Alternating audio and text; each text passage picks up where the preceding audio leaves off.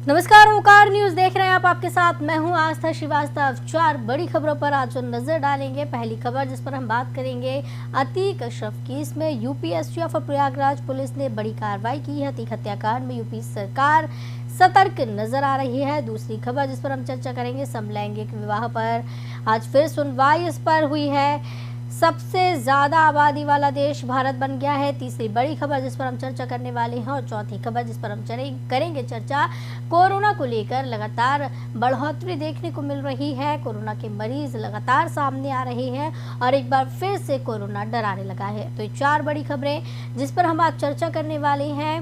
अतीक हत्याकांड में यूपी सरकार सतर्क नजर आ रही है, पहली खबर जिस पर हम चर्चा करने वाले हैं। और दूसरी खबर जिस पर हम चर्चा करेंगे, समलैंगिक विवाह पर आज फिर सुनवाई है। तीसरी खबर जिस पर हम चर्चा करने वाले हैं, सबसे ज्यादा आबादी वाला देश भारत बन चुका है। और चौथी खबर जिस पर हम आज बात करेंगे, एक बार फिर से कोरोना के मामले बढ़ने लगे हैं। तो ये 4 बड़ी खबरें हैं जिन पर आज हम बात करने वाले हैं।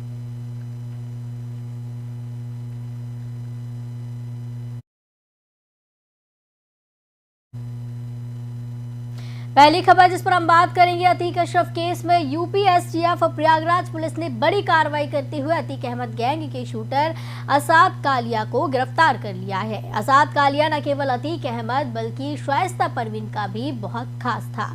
उसे शाइस्ता का राइट हैंड बताया जाता है। अतीक की पत्नी उसे अपना छठा बेटा मानती थी। शाइस्ता परवीन फरार है, उसकी अलग अलग राज्यों में सरगर्मी से तलाश की जा रही है। तो वहीं आपको बता दें कि अतीक और अशरफ की 5 पुलिसकर्मियों को निलंबित कर दिया गया। अतीक और अशरफ हत्याकांड में योगी सरकार ने बड़ी कार्रवाई की है।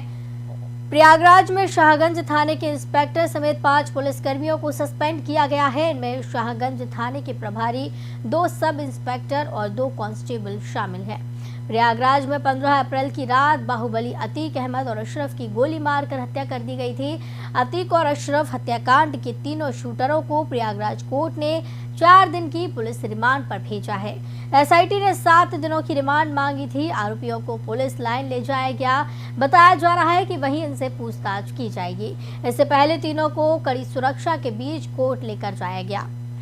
तो बता दें, अतीक और अशरफ हत्याकांड के मामले में एक्शन में यूपी सरकार नजर आ रही है। अतीक गैंग का शूटर असाद कालिया को गिरफ्तार कर लिया गया है। और आपको ये भी बताते चले कि शाहगंज थाना प्रभारी समेत 5 पुलिसकर्मियों को सस्पेंड कर दिया गया है। इनमें 2 इंस्पेक्टर और 2 कांस्टेबल शामिल हैं। प्रयागराज में 15 अप्रैल की रात को अतीक अहमद और अशरफ की गोली मारकर हत्या कर दी गई थी। यहाँ पर तीनों आरोपियों को तुरंत ही पकड़ लिया गया था। और वहीं आपको ये भी बता दें कि इस केस में यूपी एसटीएफ और प्रयागराज पुलिस ने बड़ी कार्रवाई की है। अतीक अहमद गैंग के शूटर असाद कालिया को गिरफ्तार कर लिया गया है। असाद कालिया अतीक अहमद का ही नहीं बल्कि शाइस्ता परवीन का भी बहुत खास बताया जाता है। उसे शाइस्ता का राइट हैंड कहा जाता है। अतीक की पत्नी उसे अपना छठा बेटा मानती थी। शाइस्ता परवीन फरार बताई जा रही है। शाइस्ता को ढूंढने के लिए अलग अलग राज्यों में, अलग अलग जगहों में तलाश की जा रही है। वहीं आपको ये भी बता दें कि अतीक और अशरफ की पुलिस कस्टडी में हुई हत्या के बाद जांच में 5 पुलिसकर्मियों को निलंबित किया गया है। अतीक और अशरफ हत्याकांड में योगी सरकार ने बड़ी कार्रवाई की है। प्रयागराज में शाहगंज थाने के इंस्पेक्टर समेत 5 पुलिसकर्मियों को सस्पेंड किया गया है। इनमें शाहगंज थाने के प्रभारी, 2 सब इंस्पेक्टर और 2 कांस्टेबल शामिल हैं।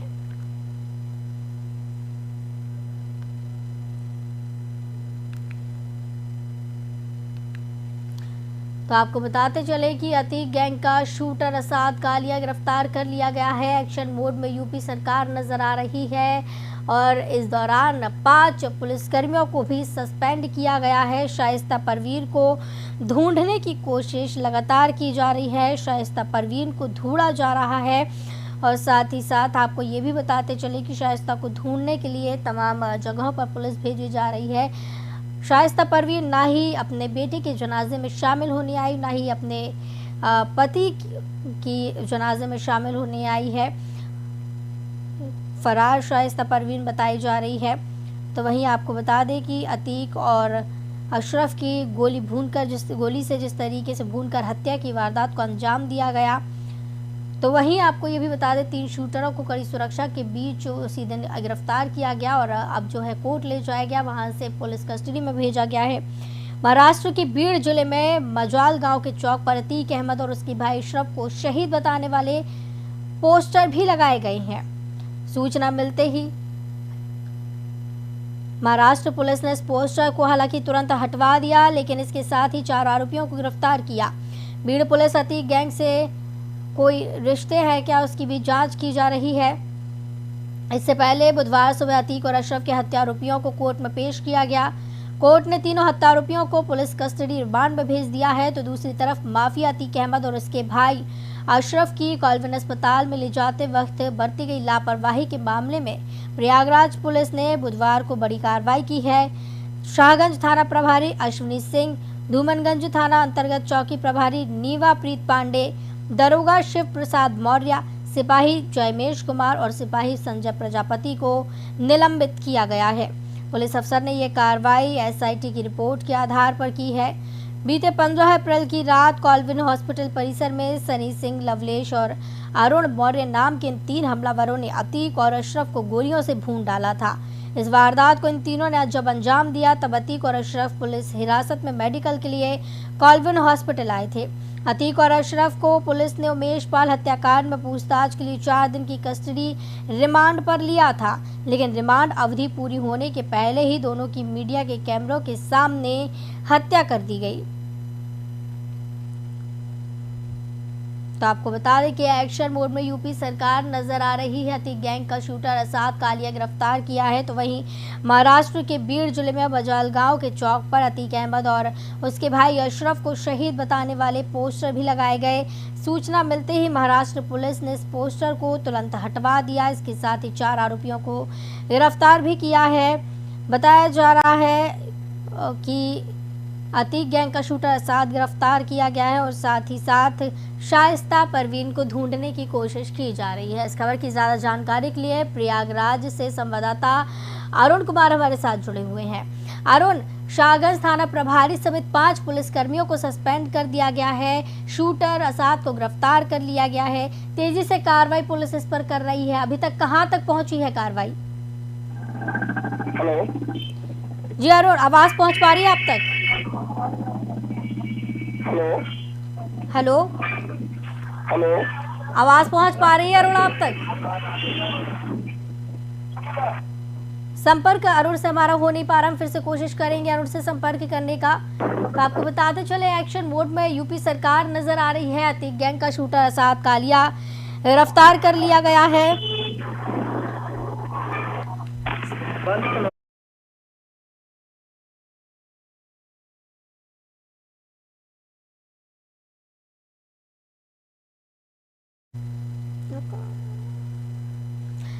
तो बढ़ते हैं अगली खबर की ओर।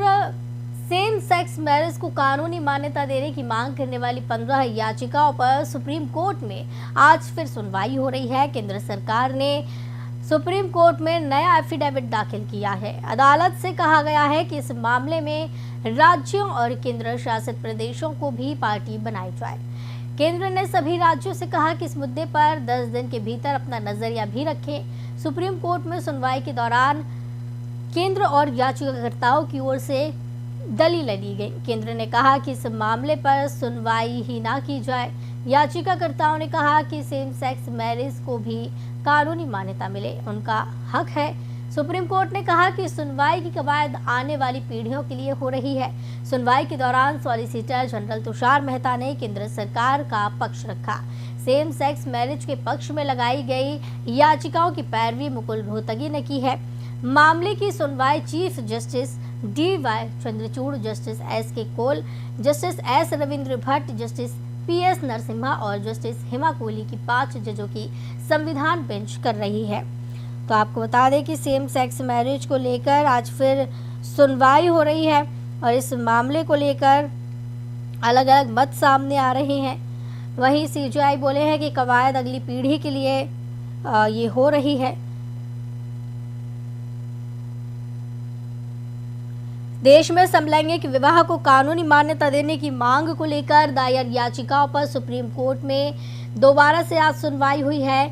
इस संबंध में 20 याचिकाओं पर प्रधान न्यायाधीश डीवाई चंद्रचूड़ की अध्यक्षता वाली 5 जजों की संविधान पीठ ने मंगलवार को सुनवाई शुरू की थी, जो बुधवार भी यानी कि आज भी जारी रही।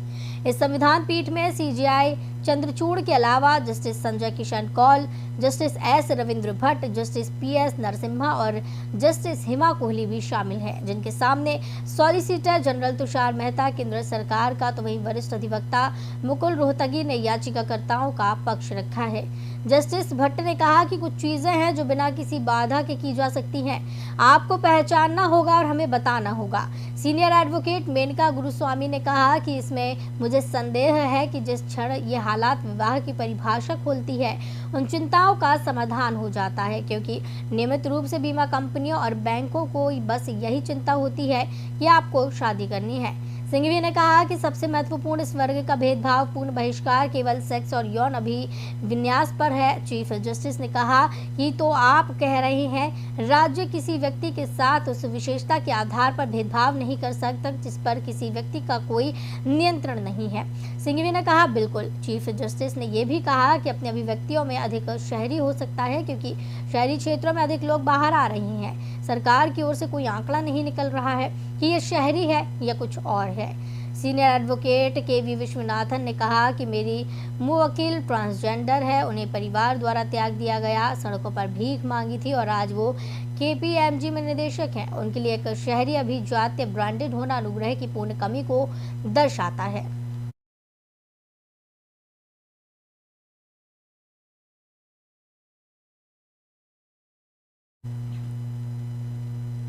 भारत दुनिया में अब सबसे ज्यादा आबादी वाला देश बन गया है। यूनाइटेड नेशंस पॉपुलेशन फंड की रिपोर्ट में सामने आया है कि भारत में अब चीन के मुकाबले करीब 30 लाख ज्यादा लोग हैं। आंकड़ों के मुताबिक भारत की जनसंख्या 142 करोड़ 86 लाख है, तो वहीं चीन की जनसंख्या 182 करोड़ 57 लाख है। साल की शुरुआत में ही ग्लोबल एक्सपर्ट्स ने अनुमान लगाया था कि 2023 में भारत सबसे ज्यादा जनसंख्या वाला देश बन जाएगा। यूएनएफपीए के आंकड़ों ने इस मुहर लगा दी है। इस पर यूएन की रिपोर्ट के अनुसार एक साल में भारत की जनसंख्या 1.56% बढ़ी है। रिपोर्ट में नए आंकड़े डेमोग्राफिक इंडिकेटर्स की कैटेगरी में दिए गए हैं। यूएन 1950 से दुनिया में आबादी से जुड़ा डेटा जारी कर रहा है। तब से ये पहला मौका है जब भारत ने जनसंख्या के मामले में चीन को पीछे छोड़ा है। पिछले साल जारी एक रिपोर्ट में सामने आया था कि पिछले 6 दशकों में पहली बार चीन की जनसंख्या में गिरावट दर्ज की गई है। चीन में बच्चे पैदा करने की दर भी कम हुई है और वो इस साल माइनस में दर्ज की गई। चीन में एवरेज लाइफ एक्सपेक्टेंसी भारत से बेहतर है। यहाँ पुरुषों की औसत उम्र 76 साल और महिलाओं की औसत उम्र 82 साल है, तो वहीं भारत में पुरुषों की औसत उम्र 74 साल और महिलाओं की औसत उम्र सिर्फ 71 साल है। यूएनएफपीए इंडिया के प्रतिनिधि ने कहा कि अब दुनिया की आबादी 8 अरब हो गई है। हम भारत के 1.4 अरब लोगों को अलग अलग मौकों के रूपों में देखेंगे। उन्होंने कहा कि भारत एक शक्तिशाली देश है। शिक्षा, स्वास्थ्य, स्वच्छता और आर्थिक विकास के मामले में लगातार आगे बढ़ रहा है। हम तकनीकी मामले में हर रोज नए नए रिकॉर्ड्स बना रहे हैं। यूएन की रिपोर्ट के मुताबिक भारत में 25 लोग 14 साल तक की उम्र वाले हैं, वहीं 19 साल तक के 18 लोग हैं। 10 से 24 साल तक के लोगों की तादाद 26 है, तो 15 से 64 साल के बीच लगभग 68% लोग हैं। यानी भारत में युवाओं की सबसे ज्यादा तादाद है, लेकिन चीन में ऐसा नहीं है। वहाँ बूढ़े लोगों की तादाद सबसे ज्यादा है। चीन में 20 करोड़ लोग तो 65 साल से ज्यादा उम्र के हैं। आंकड़े जारी करने के बाद यूएनएफपीए की मीडिया एडवाइजर एना जेफरीज ने कहा है कि ये साफ नहीं है कि भारत की जनसंख्या चीन से कब आगे निकली। दोनों देशों के आंकड़े जारी करने के समय में काफी अंतर है, तो इसका अनुमान लगाना मुश्किल है। हम यही बता सकते हैं कि चीन की जनसंख्या पिछले साल पीक पर थी, जिसके बाद इसमें 8.5 लाख की गिरावट आई। वहीं इसके उलट भारत में पॉपुलेशन लगातार बढ़ रही है।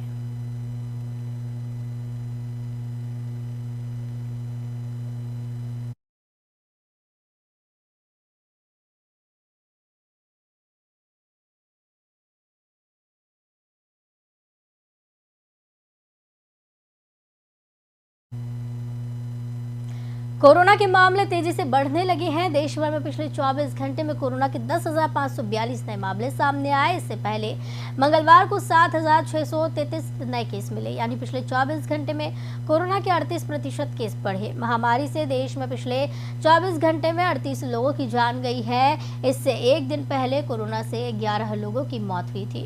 केरल, दिल्ली, महाराष्ट्र देश के सबसे संक्रमित राज्य हैं, जहाँ केरल में पिछले 24 घंटे में कोरोना के 2041 मामले सामने आए तो दिल्ली में 1537 और महाराष्ट्र में 949 नए केस मिले। वहीं कर्नाटक में 379, तमिलनाडु में 527, यूपी में 818 कोरोना के केस देखने मिले।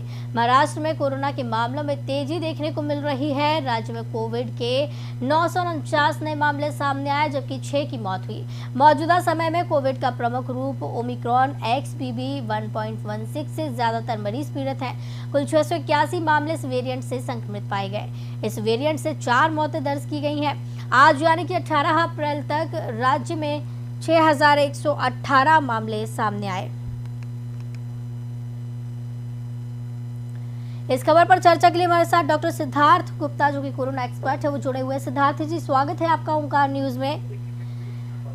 सिद्धार्थ जी, लगातार कोरोना के मामले फिर से बढ़ते हुए नजर आ रहे हैं। 10,000 से ज्यादा मामले एक बार फिर देखने को मिले हैं। क्या ये फिर से ऐसा बनने वाला है माहौल कि फिर से लोगों को डराएगा?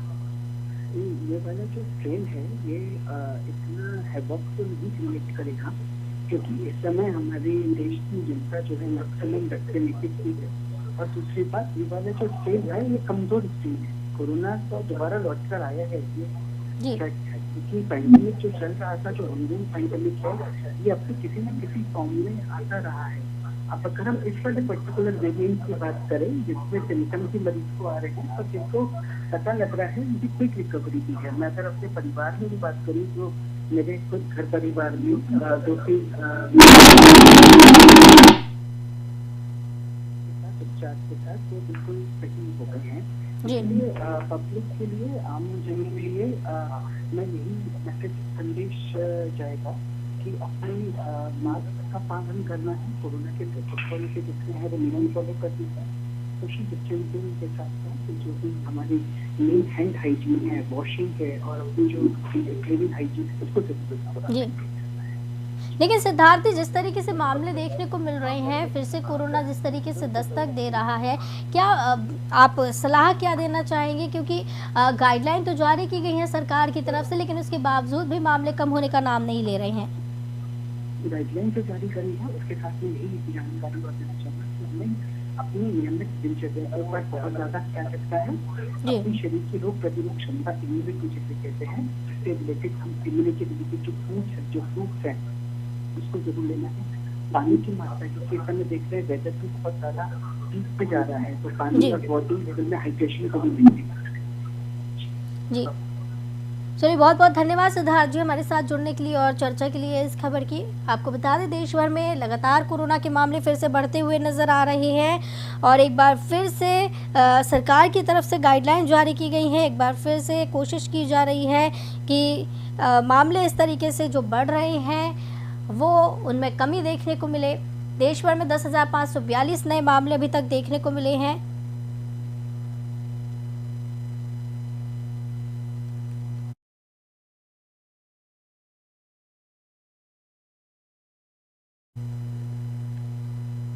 तो 4 बड़ी खबरों पर आज हमने चर्चा की है। इस बुलेटिन में फिलहाल मेरे साथ इतना ही। मुझे दीजिए इजाजत। नमस्कार।